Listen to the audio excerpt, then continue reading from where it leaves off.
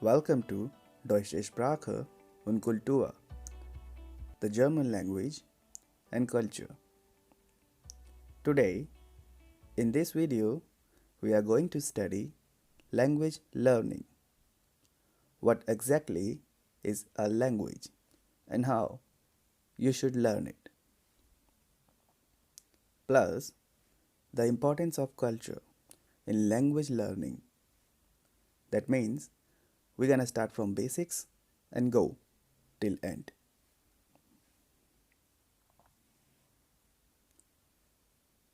This video is to provide you an insight in the language acquisition process.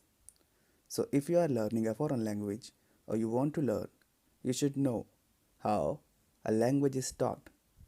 This will ultimately help you in your learning process. You will come to know how a language is learned. Believe me, learning a foreign language would always be fun if you pay attention. So please watch till end. As a language learner, we are well acquainted with the problems of learning a foreign language. What kind of problems you might have, we have an insight in your struggle. You might have problems with my accent, my tone, and my way of speaking as well. So, all the provided verbal content in this video is also written. It will help you to better understand my words. Going ahead, okay, we want to start off with a question to you. That is, can you learn a language just by watching YouTube videos? I think most of you would probably say no. Or doing this might be helpful, but you still need an instructor. Or you have to go to school. But why? Why you need a teacher? Why can't you do it all by yourself? Because there are reasons. And the first one is you need to learn in a systematic way. There is a way to learn. Similarly, there is a way to teach. What is the relationship between these two? We will discuss later.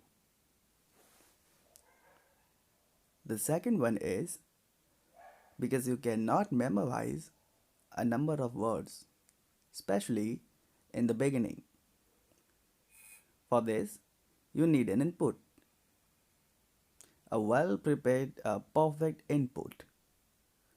By input, I mean here what is given to you by your teachers. It could be a task, an exercise, or any activity, or even a book. Books are also designed on the basis of some teaching methods which help you in memorization. In most of the cases, it is functional grammar method. What is functional grammar method and how it will work, we will see later. The next one is because you cannot differentiate among different topics. In German grammar, in most of the cases, you have to deal with endings. Either it will be E ending or an EN ending according to the case.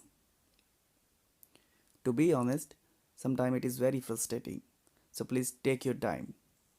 Please do learn slowly. Please do not learn too fast. Please do not move on the next topic if you haven't learned the first one properly. And the last one is because you are still confused. You need more clarification.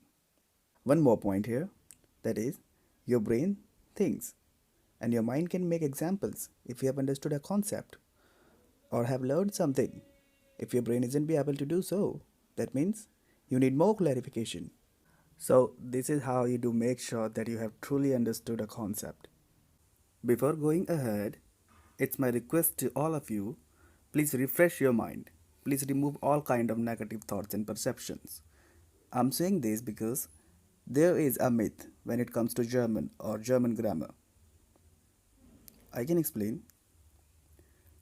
Pronunciation is not actually hard. Sounding out a word in German is very easy. Each letter or a letter combination usually always sound the same. irrespective of their position in a word.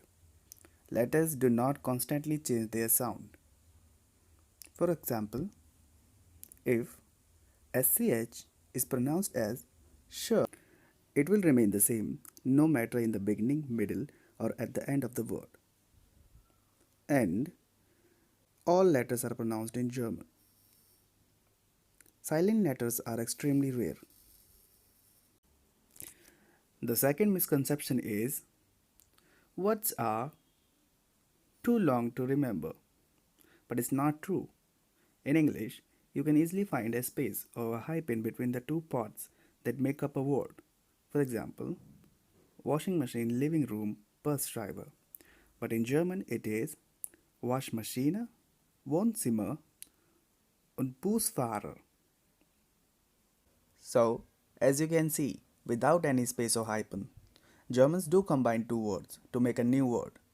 This is because of their culture. The people are very efficient and punctual. So their language is also. This is exactly what we call the impact of a culture on a language.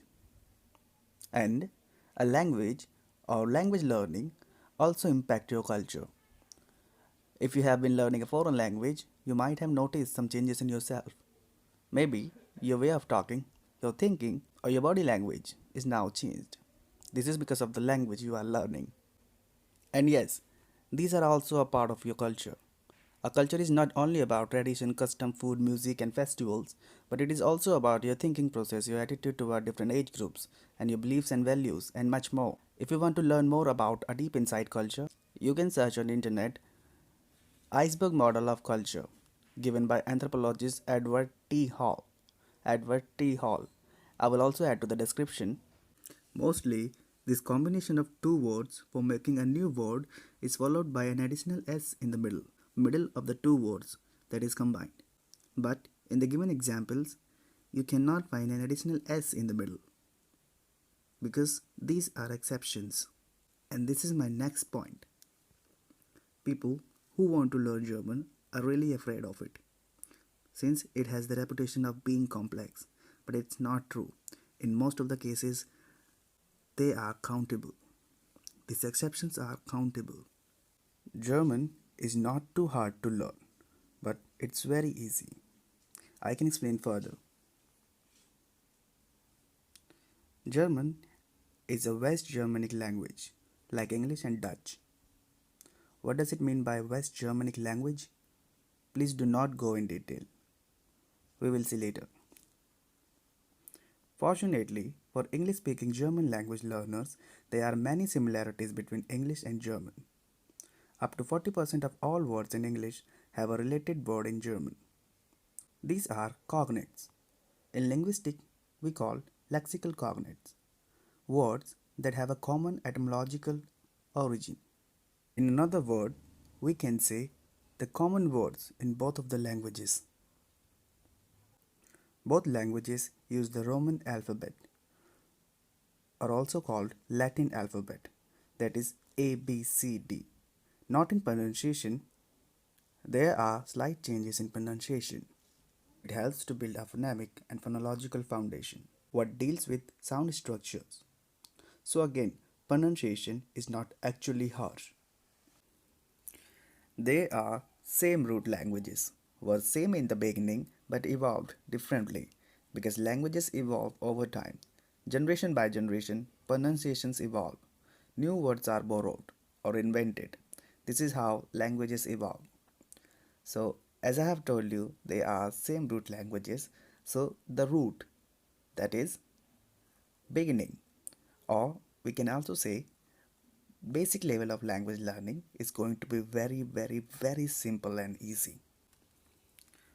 So you can learn German if you want to learn it for communication, if you want to learn for getting a job, but not for professional use. For example, if you want to become a writer or a translator, then you can't.